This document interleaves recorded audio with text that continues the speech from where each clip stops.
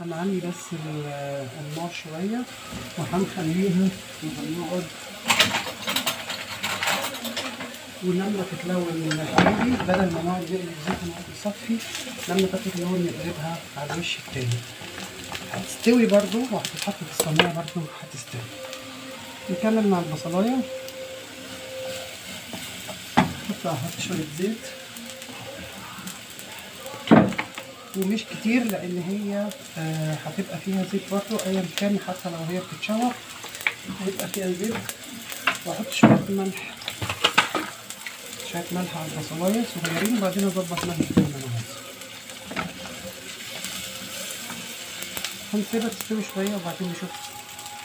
عايزه اقول ان انا البتنجان قطعته من بدري ورشيت عليه شويه ملح على ما جهزت الفطار وفطرنا، وسبته تنزل كميه الميه اللي هي فيه، فبالتالي يقدر هنا ياخد وش ويبقى مستوي. دول انا لسه حطاهم كل شويه هياخد لون، لسه هنا كل شويه هياخد لون بعدين بقلبه.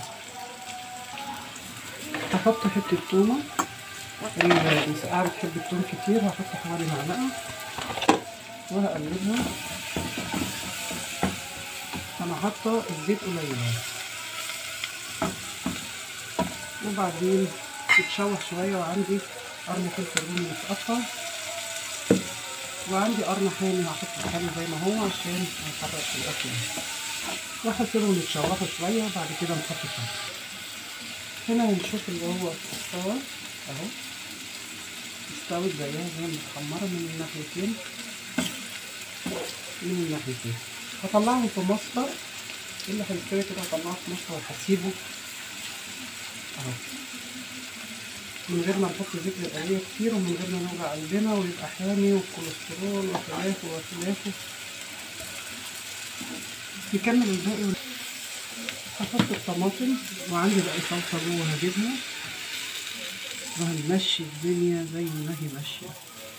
ادي الصلصه وهقلب وهسيبها تتسبك، واللي جوه عندي متسبكين هزودهم عليهم ان شاء الله.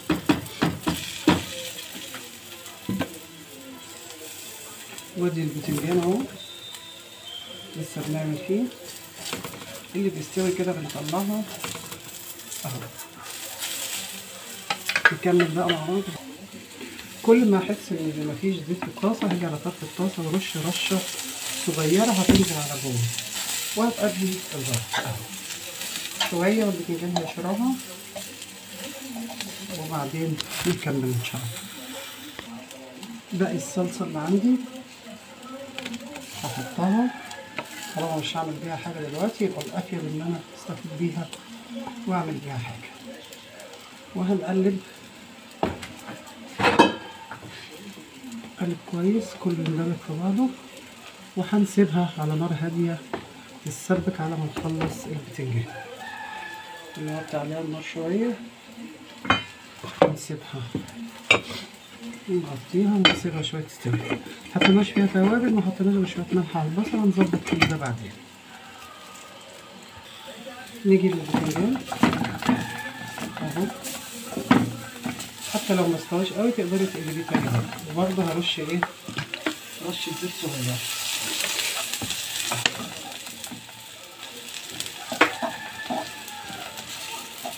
ونقلب كل شويه، نقلب ما تديش فرصه ان حاجه تتحرق او تتلسع.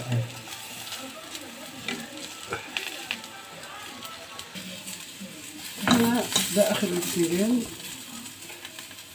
وحطيت الفلفل الرومي برضه نفس التسويه، وبعديها ان شاء الله البطاطس.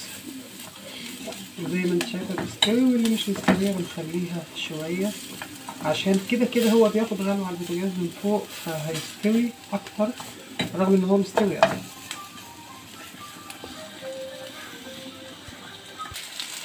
التسبيكه على وشك انها تتسبك، مش هنسبكها قوي عشان الحاجات اللي احنا مشوحينها دي هتشرب منها. ما حطيتش ملح لان كل الحاجات عليها ملح. حطيت شويه كزبره وشويه كمون بس ورشه فلفل اسمر صغير، وهنسيبها تبرد شويه عشان لما نيجي نرص هوريكم نرص الدنيا ازاي. هنا البطاطس حطيناها بقطعها بطاطسين رقيقه يعني رفيع كده عشان تستوي كويس.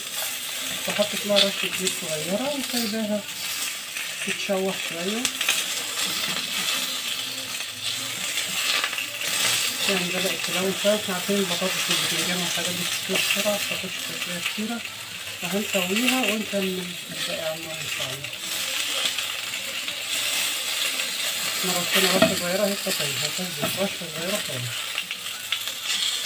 بس الزيت معرفش الوقت بقى بكام الحقيقة، لأن كل يوم الأسعار حاجة شكل، فربنا يسترها. كمان كده صحيا أحسن، اللي بالدهون صحيا أحسن. هنخلص البطاطس. هنبدأ نرص الصينية. أنا غسلتها وسخنتها عشان ما تلزقش فيها الحاجة. ممكن أحط نقطة زيت صغيرة وأوزعها عشان مفيش حاجة تلزق.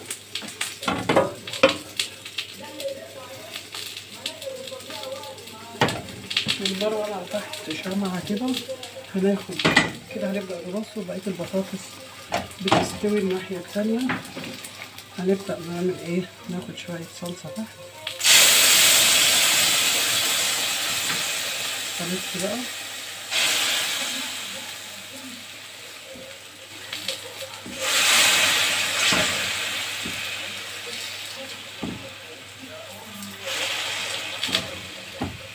طبعا البتنجان كميته اكتر لانه هيتحط طبقتين، فبنبقى عاملين اكتر عشان هنحط تحت. هنا الطبقة اللي تحت الصلصة بنفرش الصلصة نغطي الصينية كلها، ونبدأ نرص البتنجان.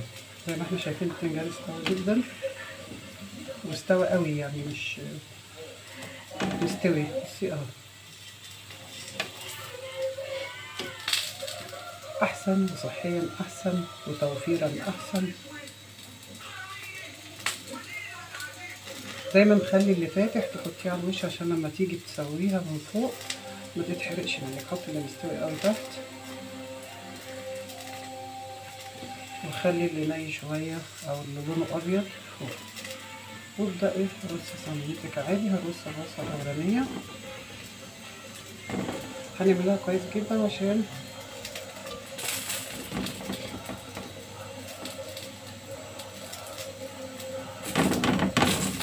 هي كده اللي تحت هيشرب من الصلصه اللي تحت، واللي فوق هيشرب من الصلصه اللي فوق. البتنجان استوى فعلا قوي يعني. ونخلي دول كده عشان الوش. لحظه بس اقلب البطاطس. هبدأ ارص البطاطس برضه في الصينية، والباقي في النار هجيبه. نرص البطاطس ونرص الفلفل.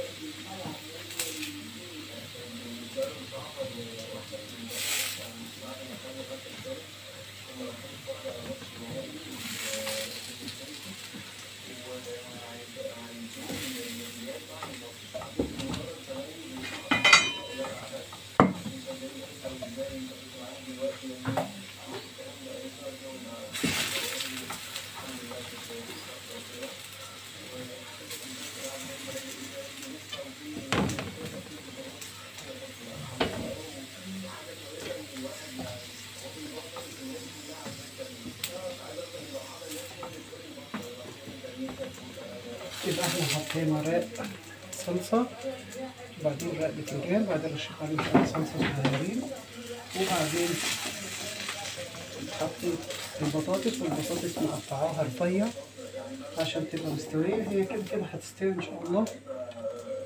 وبعدين نحط الفلفل.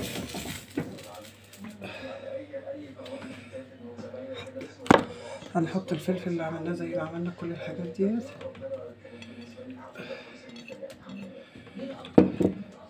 وهنبدأ نرص البتنجان. بعد كده ندور على الحتت الفاتحة نقلبها.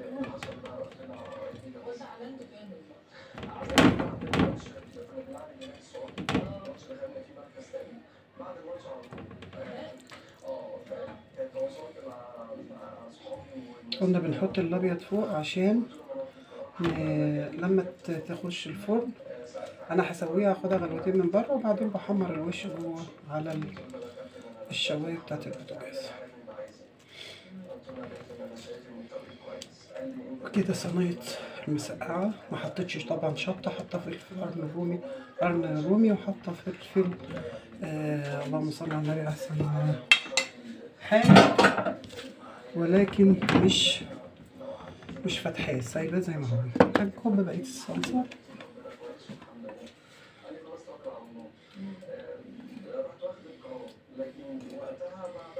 وبكده تبقى انتهت صينيه المسقعه. وطبعا ما حطيتش اي ملح خالص، لو احتجت نبقى نحط ساعه الاكل، لان كله مرشوش عليه ملح وخاصه البتنجان.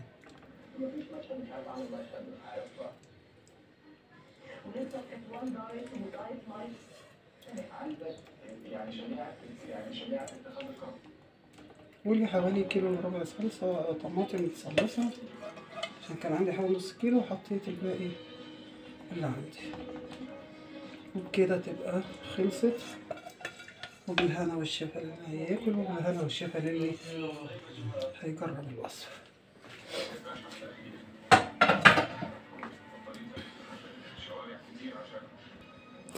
وده الشكل النهائي بتاعها قبل ما تخش الفرن. هنولع عليها، نولع ونوطي النار لان هروح اصلي الظهر ان شاء الله، وهغطيهم وهسيبها تستوي وبالهنا والشفا واوريها لكم الاخر.